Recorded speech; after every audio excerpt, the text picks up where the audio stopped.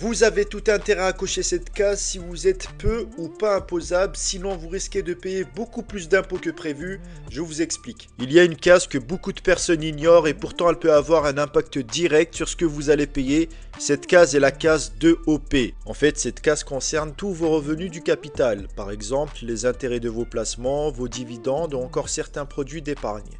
Et par défaut, si vous ne faites rien, ces revenus sont soumis à la flat tax, aussi appelé le prélèvement forfaitaire unique.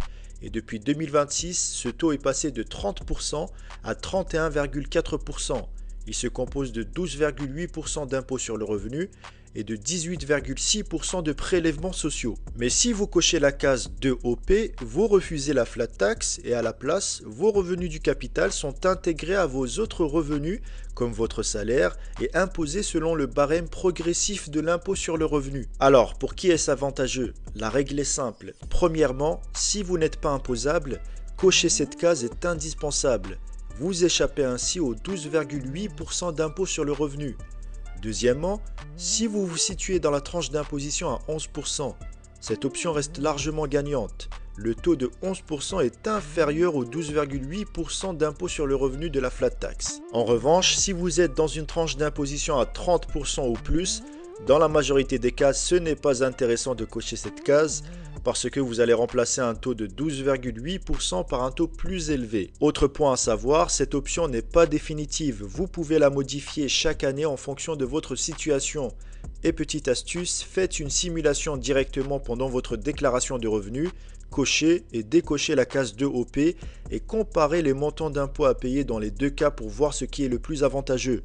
Bref, je vous tiens informé. Abonnez-vous à Mazdak pour ne rien rater. Vous avez tout intérêt à cocher cette case si vous êtes peu ou pas imposable, sinon vous risquez de payer beaucoup plus d'impôts que prévu.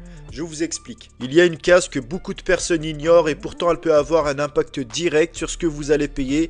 Cette case est la case 2OP. En fait, cette case concerne tous vos revenus du capital, par exemple les intérêts de vos placements, vos dividendes ou encore certains produits d'épargne. Et par défaut, si vous ne faites rien, ces revenus sont soumis à la flat tax, aussi appelé le prélèvement forfaitaire unique. Et depuis 2026, ce taux est passé de 30% à 31,4%. Il se compose de 12,8% d'impôt sur le revenu et de 18,6% de prélèvements sociaux. Mais si vous cochez la case 2OP, vous refusez la flat tax et à la place, vos revenus du capital sont intégrés à vos autres revenus comme votre salaire et imposés selon le barème progressif de l'impôt sur le revenu. Alors, pour qui est-ce avantageux? La règle est simple. Premièrement, si vous n'êtes pas imposable, cocher cette case est indispensable.